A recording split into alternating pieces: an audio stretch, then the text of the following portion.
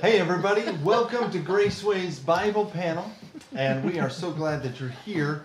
We are in part 2. This is part 2 of our first installment of Exodus, and this is due to technical difficulties. The crashola of our computer, and the Yeah. CPU was just overclocking for some amount of time, and that's all I could do. And then the installment of a desktop right here in the studio. So a lot has happened in the last we 10 just minutes. shifted everything out, shifted everything in. We apologize. We'll do the best we can. We're talking about how God uses Moses to save Israel. But first, in chapter number 1, God has to save Moses from a genocide. And I'm not sure where we're at. Deborah, I think we're with you. Well, So we were talking about some of the spiritual pictures here of Israel in Egypt, one being a lost person in the world, enslaved by sin.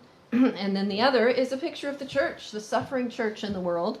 As the ancient church father wrote, the blood of the martyrs is the seed of the church. And just as the nation of Israel grew and multiplied under persecution, so God's people have always grown in number and strength under oppression. Absolutely. So number 3, the midwives are blessed for protecting the Israelites, and we see this in verses 15 through 22. So the Pharaoh, also called the king, decided to put a stop to this multiplication, and he ordered the murder of all Hebrew baby boys at birth. This is the first account of partial birth abortion.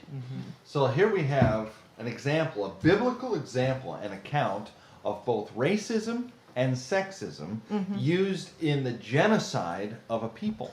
Wow. And so we're not sure how big the nation of Israel is at this moment. We know in 80 years they are about 2 million people. Yeah.